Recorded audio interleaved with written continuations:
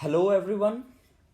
Punjab Public Service Commission has declared the Punjab Civil Services executive vacancies. So Punjab Lok Seva Commission ने Punjab civil सेवा executive ਦੀ ਪ੍ਰੀਖਿਆ ਲਈ notification ਜਾਰੀ ਕਰ ਦਿੱਤਾ ਹੈ ਅਤੇ ਇਹ ਨੋਟੀਫਿਕੇਸ਼ਨ 5 ਜੂਨ ਨੂੰ ਸਵੇਰੇ ਜਾਰੀ ਕੀਤਾ ਗਿਆ ਹੈ ਤੇ ਇਹਦੇ ਵਿੱਚ ਟੋਟਲ 77 ਵੈਕੈਂਸੀਜ਼ ਲਈ ਇਹ ਪੋਸਟ ਐਡਵਰਟਾਈਜ਼ ਕੀਤੀਆਂ ਗਈਆਂ ਤੇ ਅੱਜ ਆਪਾਂ ਇਹਦੇ ਲਈ ਡਿਟੇਲ 'ਚ ਗੱਲ ਕਰਾਂਗੇ। ਸੋ ਟੋਟਲ 77 ਪੋਸਟ ਨੇ ਜਿਹਦੇ ਲਈ ਇਹ ਨੋਟੀਫਿਕੇਸ਼ਨ ਕੱਢੀ ਗਈ ਹੈ ਤੇ ਉਹਦੇ ਵਿੱਚ Punjab civil services executive branch ਦੀਆਂ 20 ਪੋਸਟਾਂ, ਡਿਪਟੀ ਸੁਪਰਿੰਟੈਂਡੈਂਟ ਆਫ ਪੁਲਿਸ ਲਈ 26 ਪੋਸਟਾਂ, ਤਹਿਸੀਲਦਾਰ ਲਈ 5, food supply and consumer affairs officer ਲਈ 2, block development and panchayat officer ਲਈ 2, assistant register and cooperative societies ਲਈ 4, labour and ਕੰਸੀਲੀਏਸ਼ਨ officer the 1, employment generation and training officer ਦੀਆਂ 7 ਅਤੇ ਡਿਪਟੀ ਸੁਪਰਿੰਟੈਂਡੈਂਟ ਜੇਲਸ ਜਾਂ deputy district probation officer grade 2 ਲਈ 10 ਪੋਸਟਾਂ ਤੇ total 77 vacancies ਜਿਹੜੀਆਂ ਆ ਉਹ PPSC ਨੇ ਐਡਵਰਟਾਈਜ਼ ਕੀਤੀਆਂ ਨੇ। ਤੇ ਇਹ ਵੀ ਦੱਸਿਆ ਹੈ ਕਿ ਜਿਹੜਾ ਪ੍ਰੀਲਿਮਿਨਰੀ ਐਗਜ਼ਾਮ ਹੈ ਉਹ ਟੈਂਟੇਟਿਵਲੀ ਸੈਪਟੈਂਬਰ 2020 ਦੇ ਵਿੱਚ ਹੋਏਗਾ, subject to the public health safety situation. So ਇਹਦੇ ਬਾਰੇ ਕੋਈ ਹਲੇ ਕਲੈਰਿਟੀ ਨਹੀਂ ਹੈ ਕਿ ਇਹਦੀ ਡੇਟ ਕੀ ਹੋਏਗੀ ਤੇ ਇਹ ਡਾਇਨਾਮਿਕਲੀ PPSC ਵੱਲੋਂ ਆਉਣ ਵਾਲੇ ਟਾਈਮ ਦੇ ਵਿੱਚ ਡਿਸਾਈਡ ਕੀਤੀ ਜਾਏਗੀ। ਸੋ ਤੁਸੀਂ ਕੈਟੇਗਰੀ ਵਾਈਜ਼ ਬ੍ਰੇਕਅਪ ਇੱਥੇ ਦੇਖ ਸਕਦੇ ਹੋ ਪੋਸਟਸ ਦਾ। ਤਾਂ ਟੋਟਲ 77 ਪੋਸਟ ਨੇ। ਸੋ ਉਹਦੇ ਵਿੱਚੋਂ ਜਨਰਲ ਲਈ 22 ਪੋਸਟਸ, ਐਕਸ ਸਰਵਿਸਮੈਨ ਤੇ ਲੀਨੀਅਲ ਡਿਸੈਂਡੈਂਟ ਆਫ ਐਕਸ ਸਰਵਿਸਮੈਨ ਲਈ 12, ਸਪੋਰਟਸ ਪਰਸਨ ਪੰਜਾਬ ਲਈ 3, ਪਰਸਨ ਵਿਦ ਡਿਸੇਬਿਲਿਟੀ ਪੰਜਾਬ ਲਈ 1, ਸ਼ੈਡਿਊਲਡ ਕਾਸਟਸ ਐਂਡ ਅਦਰਸ ਪੰਜਾਬ ਲਈ 8, ਸ਼ੈਡਿਊਲਡ ਕਾਸਟ ਐਕਸ ਸਰਵਿਸਮੈਨ ਔਰ ਲੀਨੀਅਲ ਡਿਸੈਂਡੈਂਟ ਆਫ ਐਕਸ ਸਰਵਿਸਮੈਨ ਇਨ ਪੰਜਾਬ ਲਈ 5 ਪੋਸਟਾਂ ਨੇ, ਸ਼ੈਡਿਊਲਡ ਕਾਸਟ ਸਪੋਰਟਸ ਪੰਜਾਬ ਲਈ 2, ਬਾਲਮੀਕੀ ਤੇ ਮਜ਼ਹਬੀ ਸਿੱਖ ਪੰਜਾਬ ਲਈ 8, ਬਾਲਮੀਕੀ ਤੇ ਮਜ਼ਹਬੀ ਸਿੱਖ ਐਕਸ ਸਰਵਿਸਮੈਨ ਜਾਂ ਲੀਨਲ ਡਿਸੈਂਡੈਂਟ ਆਫ ਐਕਸ ਸਰਵਿਸਮੈਨ ਲਈ 1 ਅਤੇ ਬਾਲਮੀਕੀ ਮਜ਼ਹਬੀ ਸਿੱਖ ਸਪੋਰਟਸ ਪਰਸਨ ਪੰਜਾਬ ਲਈ 1 ਤੇ ਬੈਕਵਰਡ ਕਲਾਸਿਸ ਪੰਜਾਬ ਲਈ 5 ਪੋਸਟਾਂ ਅਤੇ backward classes ex serviceman lineal descendant of ex serviceman ਲਈ 4 ਅਤੇ ਇਕਨੋਮਿਕਲੀ ਵੀਕਰ ਸੈਕਸ਼ਨ ਜੋ ਕਿ ਇੱਕ ਨਵਾਂ ਕ੍ਰਾਈਟੀਰੀਆ ਹੈ ਉਹਦੇ ਲਈ ਵੀ 5 ਸੀਟਾਂ ਜਿਹੜੀਆਂ ਉਹ ਰਾਖਵੀਆਂ ਕੀਤੀਆਂ ਗਈਆਂ ਨੇ। ਤੇ ਟੋਟਲ 77 ਪੋਸਟਾਂ ਲਈ ਇਹ ਪ੍ਰੀਖਿਆ ਲਈ ਜਾਏਗੀ। ਸੇ ਐਜੂਕੇਸ਼ਨਲ ਕੁਆਲੀਫਿਕੇਸ਼ਨਸ ਜਿੱਦਾਂ ਕਿ ਸਾਨੂੰ ਪਤਾ ਹੀ ਹੈ ਕਿ ਮਿਨੀਮਮ ਇੱਕ bachelor degree in any discipline from a recognised university ਹੋਣੀ ਜ਼ਰੂਰੀ ਹੈ ਤਾਂ ਇੱਕ ਗ੍ਰੈਜੂਏਸ਼ਨ ਹੋਣੀ ਬਹੁਤ ਜ਼ਰੂਰੀ ਹੈ। ਤੇ ਪ੍ਰੀਲਿਮਿਨਰੀ ਐਗਜ਼ਾਮ ਲਈ ਉਹ ਵਿਦਿਆਰਥੀ ਵੀ ਐਲੀਜੀਬਲ ਨੇ ਜਿਹੜੇ ਹਲੇ ਫਾਈਨਲ ਈਅਰ ਦੀ ਪ੍ਰੀਖਿਆ ਦੇ ਰਹੇ ਨੇ, ਜਿਹੜੇ ਹਲੇ ਕੁਆਲੀਫਾਈਂਗ ਡਿਗਰੀ ਲਈ ਪੜ੍ਹ ਰਹੇ ਨੇ। ਹਾਊਐਵਰ ਜਦੋਂ ਮੇਨ ਕੰਪੀਟੀਟਿਵ ਐਗਜ਼ਾਮ ਲਈ ਇਹਨਾਂ ਤੋਂ ਡਾਕੂਮੈਂਟਸ ਮੰਗਾਏ ਜਾਣਗੇ ਉਸ ਟਾਈਮ ਇਹਨਾਂ ਦੀ ਐਲੀਜੀਬਿਲਿਟੀ ਕੰਪਲੀਟ ਹੋਣੀ ਚਾਹੀਦੀ ਹੈ। ਤੇ ਮੇਨ ਐਗਜ਼ਾਮੀਨੇਸ਼ਨ ਅਗਲੇ ਸਾਲ ਦੇ ਪਹਿਲੇ 2 ਜਾਂ 3 ਮਹੀਨਿਆਂ ਦੇ ਵਿੱਚ ਕਦੇ ਵੀ ਹੋ ਸਕਦੇ ਨੇ ਤੇ ਉਦੋਂ ਤੱਕ ਐਲੀਜੀਬਿਲਿਟੀ ਕੰਪਲੀਟ ਹੋ ਚੁੱਕੀ ਹੋਣੀ ਚਾਹੀਦੀ ਹੈ। ਦੈਟ ਮੀਨਸ ਇਹ ਆਉਣ ਵਾਲੇ 2-3 ਮਹੀਨਿਆਂ ਦੇ ਵਿੱਚ ਜਿਹੜੇ ਕੈਂਡੀਡੇਟਸ ਆਪਣੀ ਗ੍ਰੈਜੂਏਸ਼ਨ ਦੇ ਫਾਈਨਲ ਈਅਰ ਦੀ ਪ੍ਰੀਖਿਆ ਦੇ ਰਹੇ ਨੇ ਉਹ ਇਸ ਐਗਜ਼ਾਮੀਨੇਸ਼ਨ ਦੇ ਵਿੱਚ ਅਪੀਅਰ ਹੋ ਸਕਦੇ ਨੇ।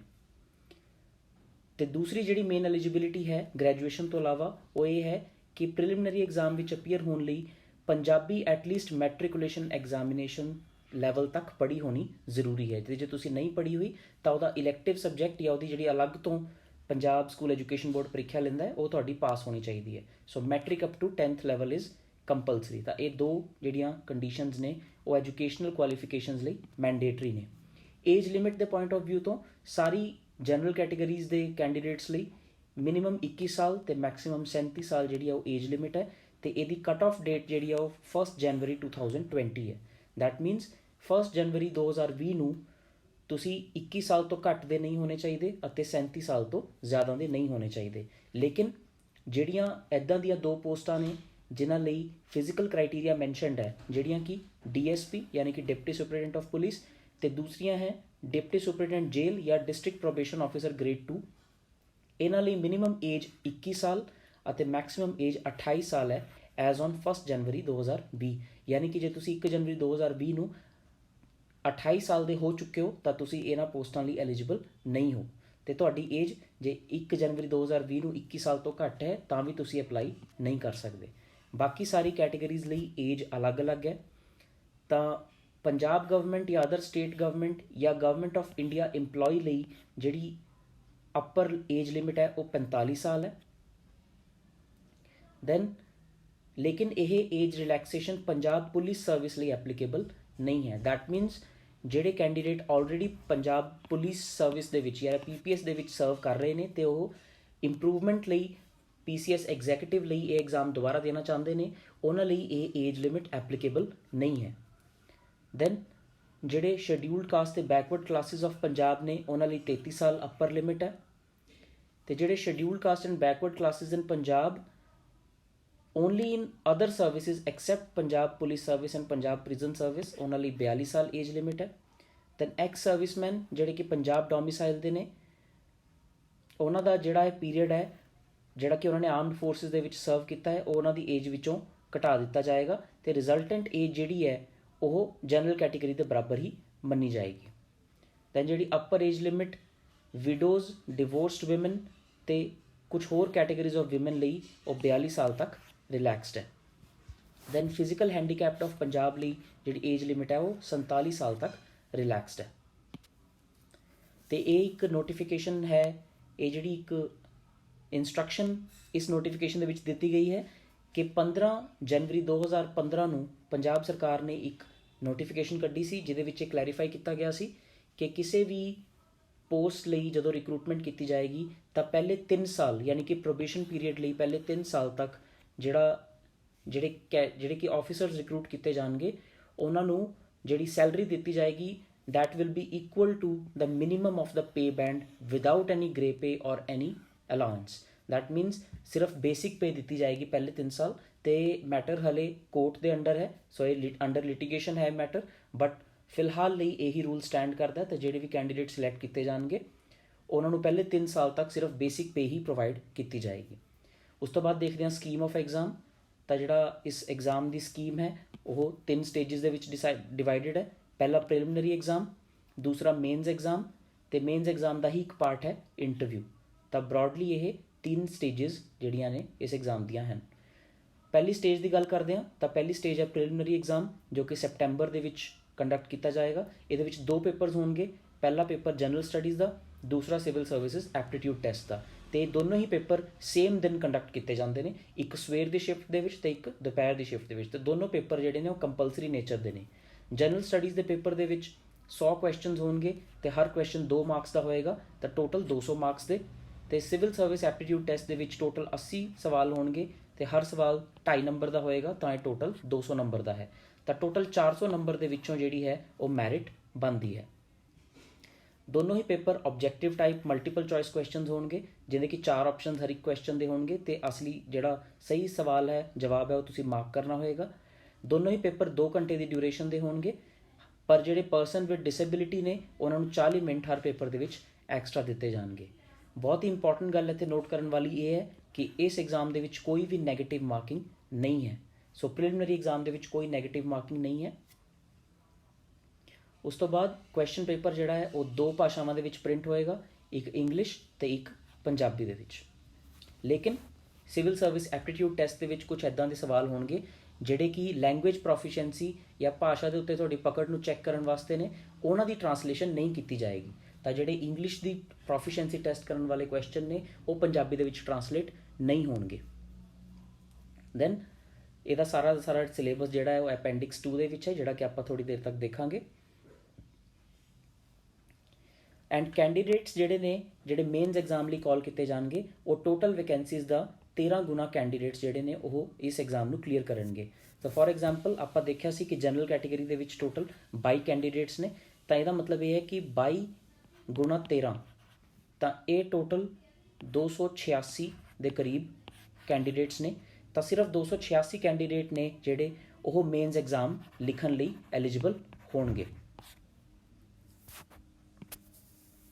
ਇਸੇ ਤਰ੍ਹਾਂ ਮੇਨਸ ਐਗਜ਼ਾਮ ਦੇ ਵਿੱਚ ਟੋਟਲ 7 ਪੇਪਰ ਹੋਣਗੇ, ਲੇਕਿਨ ਇਹ ਪੇਪਰ ਜਿਹੜੇ ਨੇ ਉਹ ਸਬਜੈਕਟਿਵ ਹੋਣਗੇ, ਯਾਨੀ ਕਿ ਹਰ ਪੇਪਰ 3 ਘੰਟੇ ਦਾ ਹੋਏਗਾ ਅਤੇ ਉਹਦੇ ਵਿੱਚ ਜਿਹੜੇ ਕੋਈ ਚੋਇਸ ਤੁਹਾਨੂੰ ਨਹੀਂ ਦਿੱਤੀ ਜਾਏਗੀ ਅਤੇ ਸਾਰੇ ਪੇਪਰ ਜਿਹੜੇ ਨੇ ਉਹ ਕੰਪਲਸਰੀ ਹੋਣਗੇ ਅਤੇ ਇਹ ਰਿਟਨ ਐਗਜ਼ਾਮ ਹੋਣਗੇ। ਇਹਦੇ 'ਚ ਕੋਈ ਮਲਟੀਪਲ ਚੋਇਸ ਕੁਐਸਚਨ ਨਹੀਂ ਹੋਣਗੇ। ਤਾਂ ਇਹ 7 ਪੇਪਰਾਂ ਦੇ ਵਿੱਚ ਇੱਕ ਪੇਪਰ ਕੰਪਲਸਰੀ ਪੰਜਾਬੀ ਦਾ, ਦੂਸਰਾ ਇੰਗਲਿਸ਼ ਲੈਂਗੁਏਜ ਦਾ, ਤੀਜਾ ਐਸੇ ਦਾ ਅਤੇ 4 ਪੇਪਰ ਜਿਹੜੇ ਨੇ ਉਹ ਜਨਰਲ ਸਟੱਡੀਜ਼ ਦੇ ਹੋਣਗੇ। ਪੇਪਰ 1, ਪੇਪਰ 2, ਪੇਪਰ 3 ਅਤੇ ਪੇਪਰ 4। ਅਤੇ ਸਾਰਿਆਂ ਦੇ ਵਿੱਚ ਸਬਜੈਕਟ ਦੀ ਜਿਹੜੀ ਡਿਸਟਰੀਬਿਊਸ਼ਨ ਹੈ ਉਹ ਬਹੁਤ ਹੀ ਕਲੀਅਰ ਦਿੱਤੀ ਗਈ ਹੈ। ਇਹਦੇ ਵਿੱਚ ਕੋਈ ਵੀ ਸਬਜੈਕਟ ਆਪਸ਼ਨਲ ਨਹੀਂ ਹੈ ਅਤੇ 7 ਹੀ ਪੇਪਰ ਸਾਰੇ ਕੈਂਡੀਡੇਟਸ ਲਈ ਕੰਪਲਸਰੀ ਹਨ। ਤਾਂ ਸਾਰੇ ਦੇ ਸਾਰੇ ਪੇਪਰ ਡਿਸਕ੍ਰਿਪਟਿਵ ਹਨ ਨੇਚਰ ਦੇ ਵਿੱਚ। ਦੈਨ 7 ਕੰਪਲਸਰੀ ਪੇਪਰਸ ਹਨ ਅਤੇ ਹਰ ਕੈਂਡੀਡੇਟ ਲਈ ਸਾਰੇ ਦੇ ਸਾਰੇ ਪੇਪਰ ਅਟੈਂਪਟ ਕਰਨੇ ਜ਼ਰੂਰੀ ਹਨ, ਪਰ ਉਹਦੇ ਵਿੱਚ ਲੈਂਗੁਏਜ ਦੀ ਆਪਸ਼ਨ ਹੈ, ਉਹ ਉਹਨੂੰ ਪੰਜਾਬੀ ਜਾਂ ਇੰਗਲਿਸ਼ ਦੇ ਵਿੱਚ ਅਟੈਂਪਟ ਕਰ ਸਕਦੇ ਨੇ। ਲੇਕਿਨ ਜਿਹੜੇ ਇੰਗਲਿਸ਼ ਲੈਂਗੁਏਜ ਅਤੇ ਪੰਜਾਬੀ ਲੈਂਗੁਏਜ ਦਾ ਪੇਪਰ ਹੈ, ਉਹਨਾਂ ਨੂੰ ਛੱਡ ਕੇ ਬਾਕੀ ਸਾਰੇ ਪੇਪਰ ਜਿਹੜੇ ਨੇ ਉਹ ਇਹ ਦੋ ਲੈਂਗੁਏਜ ਦੇ ਵਿੱਚ ਅਟੈਂਪਟ ਕੀਤੇ ਜਾ ਸਕਦੇ ਨੇ। ਦੈਨ ਸਾਰੇ ਦੇ ਸਾਰੇ ਕੁਐਸਚਨ ਪੇਪਰ ਜਿਹੜੇ ਹਨ ਉਹ ਇੰਗਲਿਸ਼ ਦੇ ਵਿੱਚ ਹੀ ਸੈੱਟ ਕੀਤੇ ਜਾਣਗੇ, ਲੇਕਿਨ ਜਿਹੜਾ ਕੈਂਡੀਡੇਟ ਪੰਜਾਬੀ ਮੀਡੀਅਮ ਆਪਟ ਕਰੇਗਾ ਉਹਨੂੰ ਕੁਐਸਚਨ ਪੇਪਰ ਵੀ ਪੰਜਾਬੀ ਦੇ ਵਿੱਚ ਹੀ ਦਿੱਤਾ ਜਾਏਗਾ। ਇਸ ਨੂੰ ਅਪਲਾਈ ਕਰਨ ਦਾ ਤਰੀਕਾ ਹੈ ਆਨਲਾਈਨ ਐਪਲੀਕੇਸ਼ਨ ਫਾਰਮ ਦੇ ਥਰੂ। ਤਾਂ ਤੁਸੀਂ www.ppsc.gov.in ਦੀ ਸਾਈਟ 'ਤੇ ਜਾ ਕੇ ਇਹਦਾ ਲਿੰਕ ਲੱਭ ਕੇ ਉੱਥੇ ਅਪਲਾਈ ਕਰ ਸਕਦੇ ਹੋ। ਅਤੇ ਇਹਦੀ ਜਿਹੜੀ ਫੀਸ ਹੈ ਉਹ ਸ਼ੈਡਿਊਲਡ ਕਾਸਟ ਅਤੇ ਸ਼ੈਡਿਊਲਡ ਟਰਾਈਬਸ ਲਈ 1125 ਰੁਪਏ ਹੈ। ਦੈਨ ਐਕਸ ਸਰਵਿਸਮੈਨ ਪੰਜਾਬ ਦੇ ਲਈ 500 ਰੁਪਏ ਹੈ। ਬਾਕੀ ਸਾਰੀ ਕੈਟੇਗਰੀਜ਼ ਲਈ ਇਹ 3000 ਰੁਪਏ ਹੈ ਅਤੇ ਫਿਜ਼ੀਕਲੀ ਹੈਂਡੀਕੈਪ ਪੰਜਾਬ ਲਈ 1750 ਰੁਪਏ ਫੀਸ ਹੈ। ਅਤੇ ਫੀਸ ਭਰਨ ਦਾ ਜਿਹੜਾ ਤਰੀਕਾ ਹੈ ਉਹ ਸਿਰਫ ਬੈਂਕ ਚਲਾਨ ਦੇ ਥਰੂ ਹੀ ਭਰੀ ਜਾ ਸਕਦੀ ਹੈ। ਇਹਦੇ ਲਈ ਆਨਲਾਈਨ ਫੀਸ ਪੇ ਕਰਨ ਦੀ ਫੈਸਿਲਿਟੀ ਜਿਹੜੀ ਹੈ ਉਹ ਨਹੀਂ ਹੈ। ਤਾਂ ਇਹ ਸਿਰਫ state bank of Patiala the branch ਦੇ ਥਰੂ ਹੀ ਫੀਸ ਜਿਹੜੀ ਹੈ ਉਹ ਭਰੀ ਜਾ ਸਕਦੀ ਹੈ। ਅਪਲਾਈ ਕਰਨ ਦੀ ਲਾਸਟ ਡੇਟ ਹੈ 30 ਜੂਨ 2020 ਅਤੇ ਫੀ ਚਲਾਨ ਦੇ ਥਰੂ ਪੇ ਕਰਨ ਦੀ ਲਾਸਟ ਡੇਟ ਹੈ 7 ਜੁਲਾਈ 2020। ਇੱਕ ਬਹੁਤ ਸਿਗਨੀਫਿਕੈਂਟ ਇੰਪੋਰਟੈਂਟ ਚੇਂਜ ਜਿਹੜਾ ਇਸ ਨੋਟੀਫਿਕੇਸ਼ਨ ਦੇ ਵਿੱਚ ਆਇਆ ਹੋਏ ਕਿ ਅਜੇ ਤੱਕ ਜਿਹੜੇ ਜਨਰਲ ਕੈਟੇਗਰੀ ਦੇ ਕੈਂਡੀਡੇਟ ਸੀ ਉਹਨਾਂ ਨੂੰ 4 ਅਟੈਂਪਟਸ ਦਿੱਤੇ ਜਾਂਦੇ ਸੀ, ਜਦੋਂ ਕਿ ਪਹਿਲੀ ਵਾਰ ਹੁਣ ਜਨਰਲ ਕੈਟੇਗਰੀ ਦੇ ਕੈਂਡੀਡੇਟਸ ਲਈ 6 ਅਟੈਂਪਟਸ ਕਰ ਦਿੱਤੇ ਗਏ ਨੇ। ਉਸੇ ਤਰ੍ਹਾਂ ਬੈਕਵਰਡ ਕਲਾਸਿਸ ਲਈ 9 ਅਟੈਂਪਟਸ ਅਤੇ ਸ਼ੈਡਿਊਲਡ ਕਾਸਟ ਲਈ ਅਨਲਿਮਿਟਿਡ ਅਟੈਂਪਟਸ ਜਿਹੜੇ ਨੇ ਉਹ ਇਸ ਵਾਰ ਕਰ ਦਿੱਤੇ ਗਏ ਨੇ। ਤਾਂ ਇਹ ਬਹੁਤ ਹੀ ਇੱਕ ਇੰਪੋਰਟੈਂਟ ਅਨਾਊਂਸਮੈਂਟ ਹੈ। ਤਾਂ ਜਿਹੜੇ ਕੈਂਡੀਡੇਟ 4 ਵਾਰੀ ਇਸ ਪ੍ਰੀਖਿਆ ਦੇ ਵਿੱਚ ਅਪੀਅਰ ਹੋ ਚੁੱਕੇ ਨੇ ਉਹਨਾਂ ਲਈ ਵੀ ਇਹ ਸੁਨਹਿਰੀ ਮੌਕਾ ਹੈ ਕਿ ਉਹ 5ਵੀਂ ਵਾਰ ਹੁਣ ਇਸ ਪ੍ਰੀਖਿਆ ਦੇ ਵਿੱਚ ਅਪੀਅਰ ਹੋ ਸਕਦੇ ਨੇ। ਅਤੇ ਪ੍ਰੀਲਿਮਿਨਰੀ ਐਗਜ਼ਾਮ ਨੂੰ ਸਿਰਫ ਅਪਲਾਈ ਕਰਨਾ ਇੱਕ ਅਟੈਂਪਟ ਨਹੀਂ ਮੰਨਿਆ ਜਾਂਦਾ।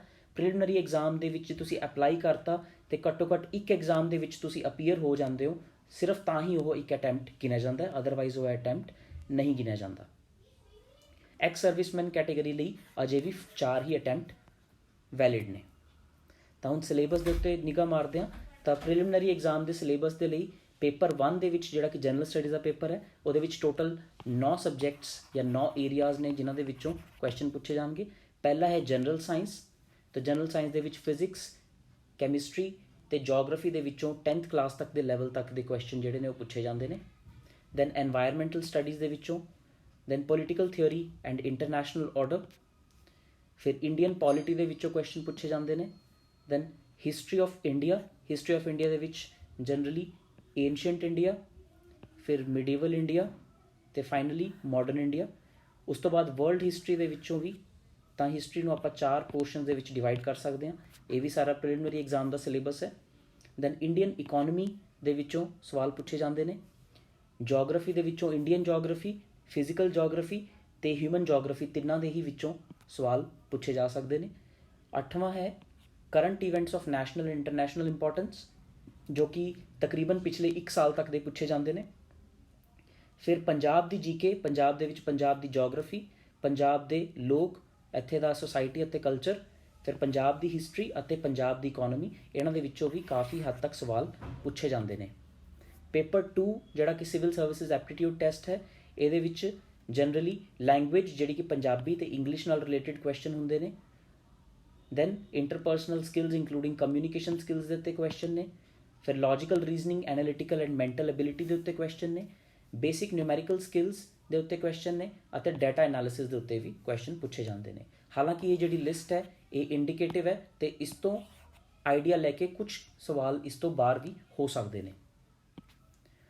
ਸੋ ਇਹ ਸਾਰੇ ਐਗਜ਼ਾਮ ਦੀ ਨੋਟੀਫਿਕੇਸ਼ਨ ਤੋਂ ਬਾਅਦ ਇਹ ਤੁਹਾਡੇ ਲਈ ਸੁਨਹਿਰੀ ਮੌਕਾ ਹੈ, ਕਿਉਂਕਿ ਪਿਛਲੇ ਸਾਲ ਦੀ ਜੂਨ 2019 ਦੇ ਵਿੱਚ ਰਿਜ਼ਲਟ ਡਿਕਲੇਅਰ ਹੋਣ ਤੋਂ ਬਾਅਦ 1 ਸਾਲ ਬਾਅਦ ਇਹ ਨੋਟੀਫਿਕੇਸ਼ਨ ਕੱਢੀ ਗਈ ਹੈ। ਅਤੇ ਜੇ ਤੁਸੀਂ ਫ੍ਰੀ ਮਟੀਰੀਅਲ ਅਤੇ ਫ੍ਰੀ ਕਲਾਸਿਸ ਜੁਆਇਨ ਕਰਨਾ ਚਾਹੁੰਦੇ ਹੋ ਤਾਂ ਤੁਸੀਂ ਨਿੰਬਸ ਅਕੈਡਮੀ ਦੀ ਐਪ ਡਾਊਨਲੋਡ ਕਰ ਸਕਦੇ ਹੋ। ਇੱਥੇ ਤੁਹਾਨੂੰ ਕਾਫੀ ਸਾਰਾ ਫ੍ਰੀ ਮਟੀਰੀਅਲ ਪ੍ਰੋਵਾਈਡ ਕੀਤਾ ਜਾਏਗਾ ਅਤੇ ਤੁਸੀਂ ਔਨਲਾਈਨ ਕੋਰਸਿਸ ਵੀ ਜੁਆਇਨ ਕਰ ਸਕਦੇ ਹੋ ਜੋ ਕਿ ਪੇਡ ਹੈ।